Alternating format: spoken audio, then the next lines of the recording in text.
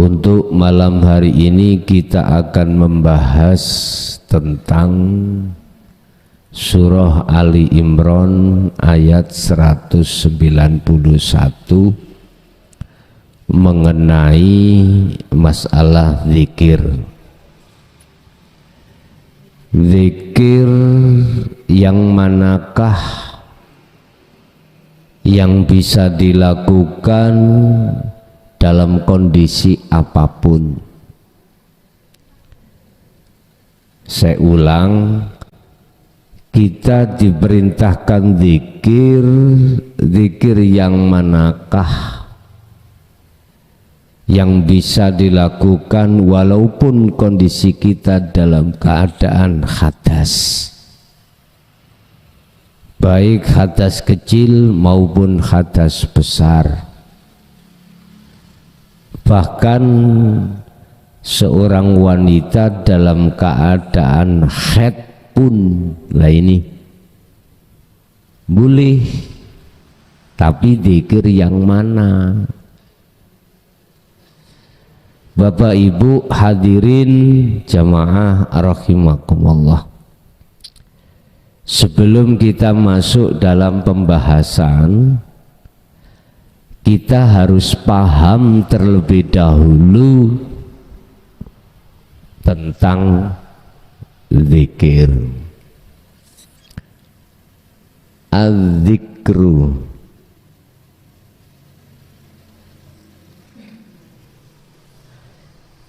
ini bahasa Arab, bahasa Quran. Kalau kita alihkan bahasa Jawa, iling,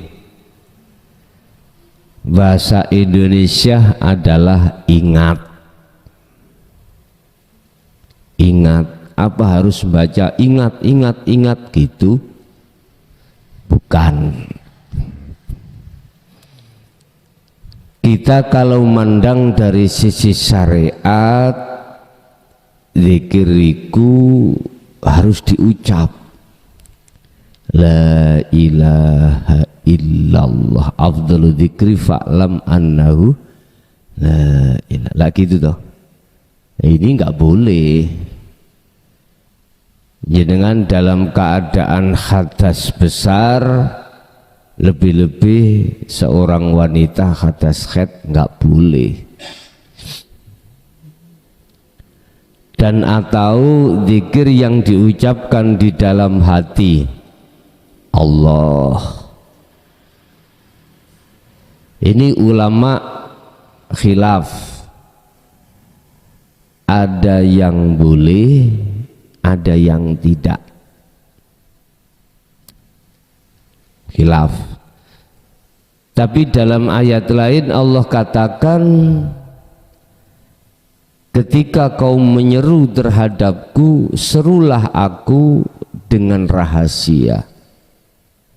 Dengan rahasia itu dengan tidak dibanterke, berarti di dalam hati pun. Yang ku maksud bukan zikir yang seperti ini. Mereka iku alladzina yadhkurunallaha, ya, Ali Imran 191. Mereka itu selalu mengingat Allah, qiyaman, baik ketika saat dia berdiri, wa qu'udan, ketika saat dia duduk, wa ala junubihim, walaupun posisi mereka niku dalam keadaan berbaring. Terus yang dimaksud beliau itu selalu berzikir, itu zikir yang mana? Bapak Ibu, inilah yang kumaksud, zikir yang bisa menjadikan wasilah kita hablum minallah, bisa sampai dan bertemu Allah. Mana? Sering saya katakan, Yang namanya eling, ingat, itu membutuhkan satu kesadaran. Hati kita sadar dan menyadari, bukan akal ya Pak ya, saya bilang bukan akal, hati berarti iman. Hati sampean iki sadar bahwasanya segala apapun yang terjadi ketika jenengan berdiri, ketika jenengan rukuk, ketika jenengan jongkok, ketika jenengan itu duduk, ketika jenengan berbaring, apa yang muncul di dalamnya atau di luarnya, ingat dan sadar kalau yang membuat hal tersebut semata-mata adalah Allah Subhanahu wa ta'ala. Wallahu khalaqakum wa ma ta'malun. Allah yang menciptakan semua makhluk. Wa ma ta'malun, dan apapun yang terjadi pada diri makhluk semata-mata Allah juga. Jadi si makhluk ini tidak punya daya upaya apapun untuk bergerak, melihat, mendengar apapun, dan tidak punya kekuatan apapun. Jenengan kali kulo iki makhluk, statusnya itu bisanya bergerak, bisanya muncul apa yang ada pada diri kita atau di luar diri kita, illa billah. Ini toh maksudnya hadis la haula wala quwata illa billah. Mengapa demikian? Mereka selalu menjalankan tentang masalah zikir tersebut, tidak mengenal kondisi bagaimanapun. Mengapa demikian? Jawabannya cuma satu, liqa'illah. Krono di dalam hati beliau-beliau alladzina yadhkurunallaha ini membawa beban rindu ingin bertemu Allah. Sekarang tinggal pertanyaannya, dalam hati kita ada rasa ingin berjumpa pada Allah atau enggak? Kalau enggak mungkin ada rasa rindu, enggak mungkin. Laksana kami itu tidak ingin berjumpa pada si A, enggak mungkin di dalam hatiku ada rasa rindu, enggak mungkin. Untuk bertemu tidak mungkin. Makanya mengapa ketika saat kita hanya mengenal zikir jahri, kita enggak ada rasa ingin bertemu Allah dalam kondisi apapun, enggak ada dalam hati keinginan ingin bertemu Allah, tidak ada. Paling mentoklah ngibadah yang katanya kita nyembah Allah, sholat, enggak ada di dalam hati kita ingin berjumpa pada Allah, karena tidak ada rasa rindu, enggak ada. Makanya Allah mentakdirkan, Allah menguasai terhadap nafsu untuk mengalihkan hati kita ingat pada selain Allah. Memang seperti itu Pak Bu. Lah, ketika saat jenengan kali kula ini sudah mau menerima ajaran Rasul yang nomor 2, yaitu dinut tauhid, otomatis tertanamlah benih-benih kerinduan untuk berjumpa pada Allah. Secara otomatis Allah akan meletakkan sifat kerinduan di dalam hati sampean untuk bertemu Allah. Ingat, hanya orang yang hatinya ada satu keinginan berjumpa pada Allah lah yang pasti akan ditemui Allah. Al-Ankabut ayat 5. Wa man kana yarju liqa Allah, barang siapa yang ingin berjumpa pada Allah, fa inna ajalallah la'at. Allah berjanji pada suatu saat yang sudah ditentukan waktunya oleh Allah untuk pertemuan ini. Berarti kita bertemu itu atas kehendak dan yang dijanjikan oleh Allah. Selain daripada seseorang yang hatinya sudah mengikuti Rasulullah, selain itu nggak ada, Pak. Kita nggak usah bicara orang lain, bicara pengalaman kita dulu. Nggak ada waktu sholat itu ingin berjumpa Allah, nggak ada. Yang terbesit justru di dalam hati kita adalah makhluk yang ada di dalam hati kita. Surga atau pahala, itu pengharapan kita. Kalau posisi kita mendengarkan keterangan ini masih ada di situ, pertanyaan saya, sampai kapan kita seperti ini? Kalau bagi panjenengan yang sudah masuk di kelas dan wilayah keinginan, ada beban rasa rindu untuk berjumpa pada Allah, solusinya di situ. Seperti alladzina yadhkurunallaha qiyaman wa qu'udan wa 'ala junubihim. Dalam kondisi apapun ya, aktivitas apapun, beliau selalu menancapkan, mengasah dzikir sirul asrar. Itu pasti. Karena itu tadi, di dalam hati masing-masing itu punya rasa rindu ingin berjumpa pada Allah. Tapi tetap koridornya itu waktunya sudah ditentukan oleh Allah. Kita kewajiban mengasah, mengistiqomahkan zikir tersebut di setiap sikon apapun. Itu pun ukurannya sesuai dengan kemampuan yang ada dalam diri kita masing-masing. Bapak Ibu hadirin jamaah rahimakumullah, pengajaran untuk menjadikan ruhaniyah itu sadar diri bahwasanya semua apapun yang timbul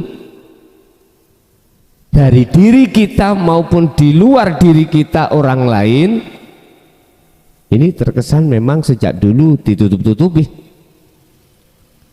Akhirnya kita karakter ruhaniyah kita sebagai umat manusia, khususnya umat Islam, itu penghadapannya, karakternya, iman kita terhadap selain Allah. Itu pasti, Pak. Cuman berhubung ilmunya tidak dibuka, maka kita nggak paham. Sehingga apa yang kita lakukan, perbuatan secara fisik itu tidak masuk di dalam husnul a'mal, tidak, sebaliknya. Kan sudah dikatakan husnul a'mali nataiju husnil ahwal mingkol bin zahidin. Mingkol bin zahidin dijawab di dalam Al-Quran surat Al-Ma'idah ayat 29, innama yataqabbalullahu minal muttaqin. Bagusi amalia dohir diterima oleh Allah. Kuncinya satu, tergantung munculnya keadaan ruhaniyah sampai bagaimana. Kalau bagus, ya mesti bagus. Ruhaniyah sampai iki bagus di mata Allah, pasti bagus jasmaniyahnya juga di mata Allah. Loh, terus keadaan ruhaniyah yang bagus di mata Allah itu yang bagaimana? mingkol bin zahidin. Saya ulang-ulang, dari hati yang tidak pernah mengakui ini sholatku. Makhluk nggak pernah. Bisanya keluar aktivitas sholat bukan dariku tapi dari Allah. Dari Allah. Makanya orang makrifat itu haram kalau dia melakukan sholat, itu haram. Bingung ya men? Nggak boleh. Orang yang hatinya sudah sampai di makrifat, itu haram melakukan sholat. Bingung toh? Bingung. Maksudnya ya nopo? Gini loh. Apa yang terjadi pada diri seorang makrifat waktu sholat itu gak oleh ngaku-ngaku dirinya yang sholat. Ngoten lho. Nek sholat 5 waktu tetap melakukan, cuman kondisi ruhaniyahnya dia tidak berani, tidak boleh mengaku-ngaku kalau dirinya yang sholat. Itu loh maksudnya. Makanya ngaji ojo ngantuk, salah paham kok. Wis makrifat enak, wis gak sholat. Ada dasarnya? Ada. Lihat di dalam surah Al-Baqarah 238, khafidu, jagalah. Loh ini berarti khafidu itu fi'il amar, kata perintah. Alas sholawah ay al-maktubah, maksudnya adalah 5 waktu yang dilakukan oleh jasmani, ya dah. Tetapi wassolatil wusta, lah ini tanda-tanda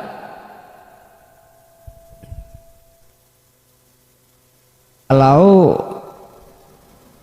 sholatil wusta iki ruhaniyah sampai juga melakukan sholat, iku Anda tidak merasa yang melakukan. Iki lho maksudnya. Jadi orang makrifat itu letaknya yang tidak boleh melakukan sholat itu merasa dirinya yang sholat, nggak boleh. Tetap secara syar'i tetap dilakukan, secara jasmani tetap dilakukan, tetapi ruhaniyahnya wassolatil wusta, harus sholat ruhaniyahnya. Tanda kalau ruhaniyah sholat, wong arif, wong sing makrifat iki tidak pernah ngaku-ngaku kalau dirinya yang melakukan. Wa ma ta'malun, dan apapun yang timbul dalam diri manusia itu datangnya dari Allah. Bagaimana dia bisa ngaku-ngaku wong itu mau semuanya datangnya dari Allah. Paham nggih?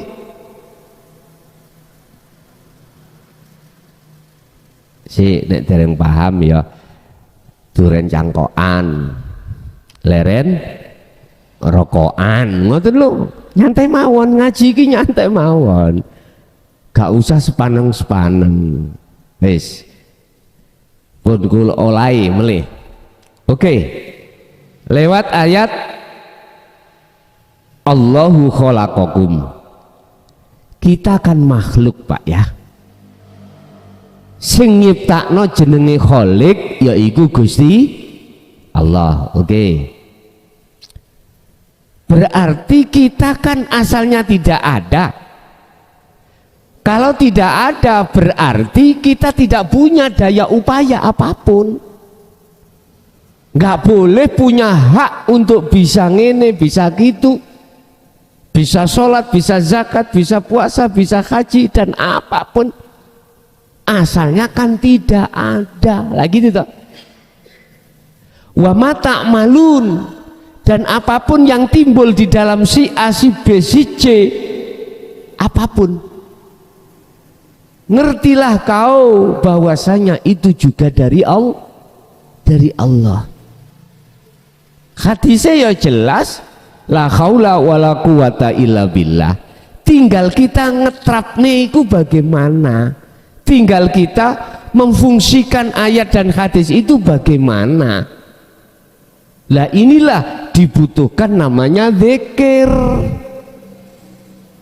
Eling sadar kalau kita makhluk itu statusnya koyok patung seperti di pundi nih Trawulan pundi wates sumpah nih lho Pak wonten tiang turu nggih wong wedok turu nih lho sembojong gawat di nggih bejijongan niku kula nggih pernah mriko nate ningali iso ndelok jar sakmono gedene bau besar sekali ya menengae gak iso obahi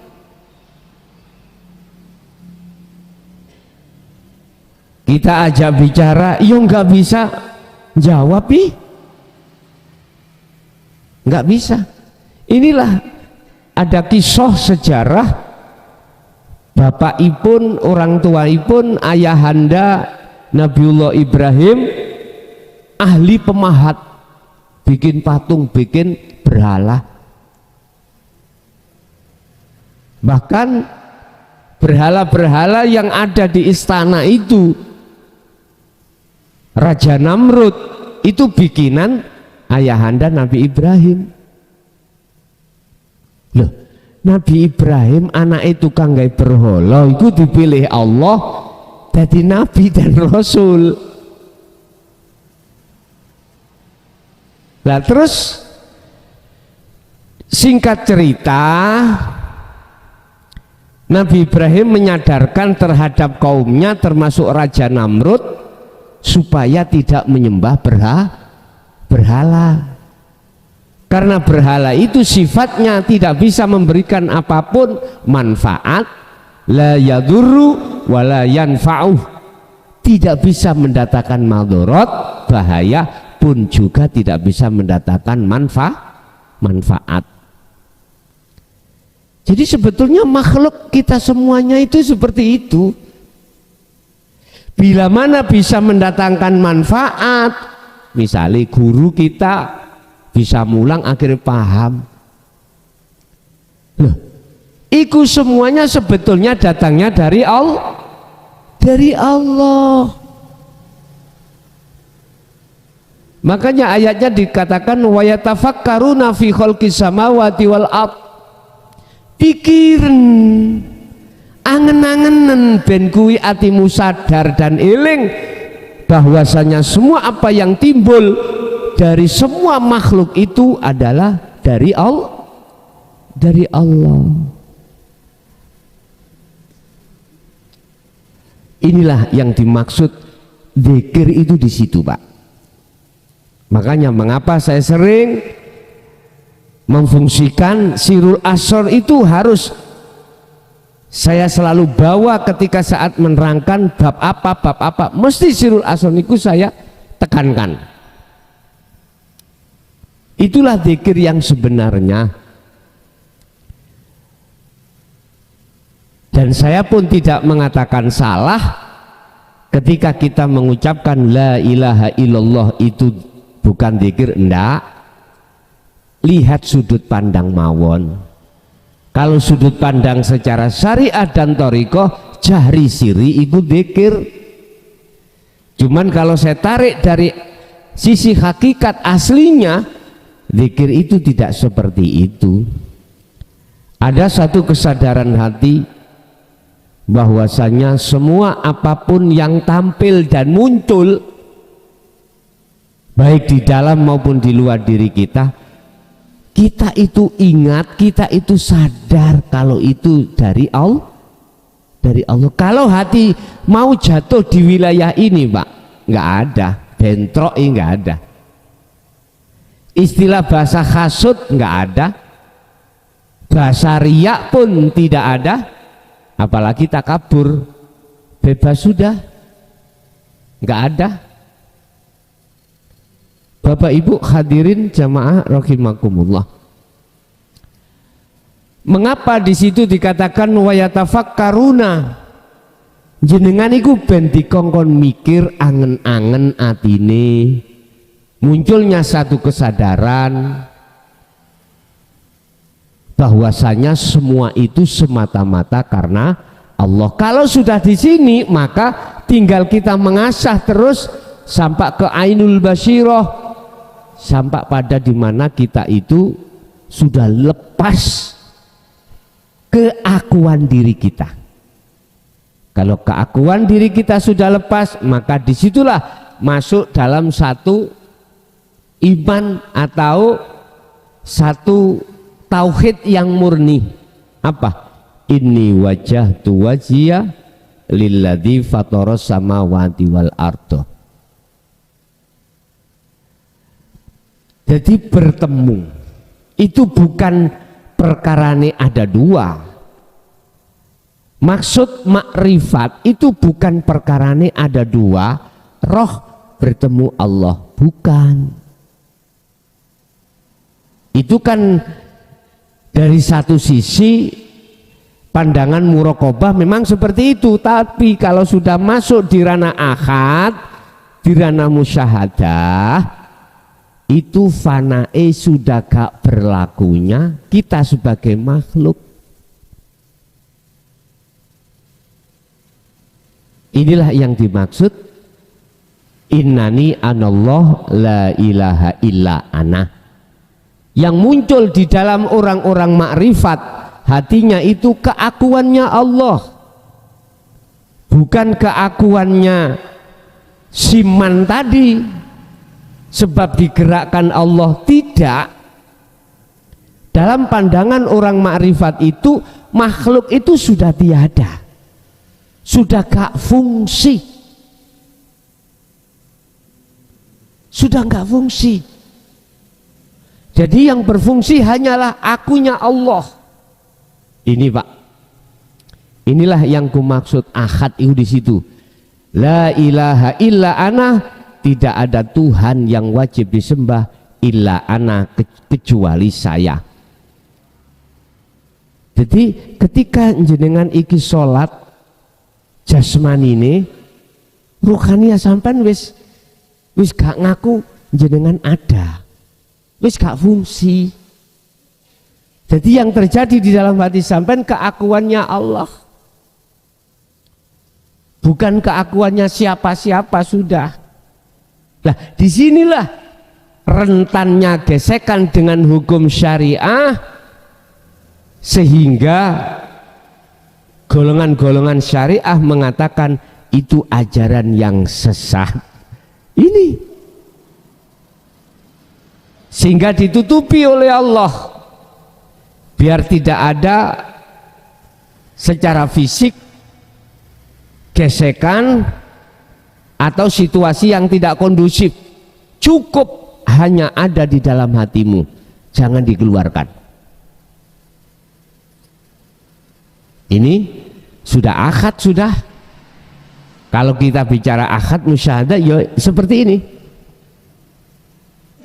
Bagaimana mungkin jenengan kali kula niku bisa dikatakan sholat lawong jenengan iki wis gak ono. Dalam diri sampean itu sudah tidak berfungsi, alias seperti yang tidur itu siapa namanya? Buddha di Bejijong itu Pak, patung. Ya, seperti itu sudah.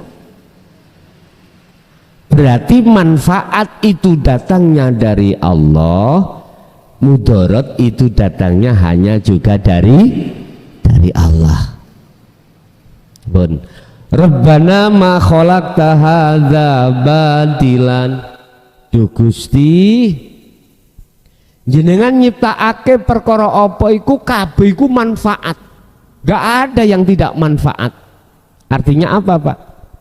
Itu bisa panjenengan jadikan sebagai tafakur untuk bertemu Allah. Subhanaka fakina adzabannar, maha suci Allah, jagalah kami dari siksa api neraka. Artinya apa Pak? Ketika jenengan bertafakur niku, nafsu niku ngalang-alangi Pak.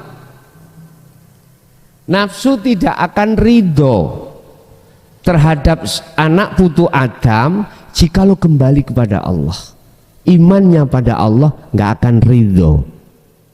Bagaimana caranya? Adam dan anak putu Adam tersesat di jalan nafsu. Itu nafsu. Lah jalannya nafsu yang bagaimana? Wayastakhibunal hayata dunya alal akhirah. Membikin hatimu itu nggak sadar tentang Allah. Membikin hati sampean itu ada iman bahwasanya munculnya mudorot atau manfaat itu datangnya dari makhluk. Ini nafsu mengajarkan ini. Dia nggak akan ridho kalau jenengan kali kula niki ruhaniyah itu imannya kembali kepada Allah. Wa yatafakkarun, ketika jenengan tafakur selalu dialang-alangi. Itulah nafsu karakter. Sebab kalau hati sampean sudah ditanamkan iman terhadap selain Allah, atau kata lain, kalau hati sampean sudah ditarik oleh nafsu biar bercinta selain Allah, maka alal akhirah ngalahake, lali otomatis datang Allah. Ini karepe nafsu membikin kita seperti ini. Makanya kita harus sungguh matur suwun sangat datang Gusti Allah sebelum kita terjebak, sebelum kita sampai pada akhir hayat, kita sudah dikembalikan oleh Allah dalam iman yang sebenar-benarnya. Millata Ibrahim hanifa wa ma ana minal musyrikin. Wa qala aidan inni wajjahtu wajhiya lilladzi fataras samawati wal arda hanifa wa ma ana minal musyrikin. Kata Nabi Ibrahim, aku sudah tidak tergolongan orang yang menyekutukan Allah. Wa ma ana minal musyrikin. Saya tidak termasuk golongan orang yang menyekutukan Allah. Nah, letaknya mana? Beliau tidak dikatakan orang yang menyekutukan Allah, baik syirik khafi maupun jali. Letaknya ini wajah tuwaj. Ya, kalau hati sudah imannya menghadapnya ruh itu terhadap wajah Allah. Mana ketika jenengan sholat hati sampai bergemuruh, tidak mengakui jenengan yang melakukan, tapi Allah. Lewat proses jenengan bisanya gerak sebab digerakkan Allah, bisanya rukuk dirukukkan Allah, sehingga apa yang timbul dari jenengan itu tidak dari jenengan tapi dari Allah. Lama kelamaan jenengan akan fana, hilang, tinggal af'alullah, geraknya gerai Allah, maksudnya Allah, keakuan dalam hati jenengan, keakuan Allah itu akan berlaku di situ. Akhirnya keakuan jenengan iki wis gak fungsi. Yes. Bapak Ibu hadirin, itulah mungkin terkait zikir ini, zikir apa yang bisa dilakukan di setiap sikon atau tempat keadaan jenengan, walaupun mengandung hadas besar pun diperbolehkan. Dan miturut pandangan hakikat bahkan wajib, walaupun keadaan jenengan iki hadas besar, wanita dalam keadaan haid, ruhaniyah sampean harus sadar zikir yang dimaksud disitulah yang diperbolehkan.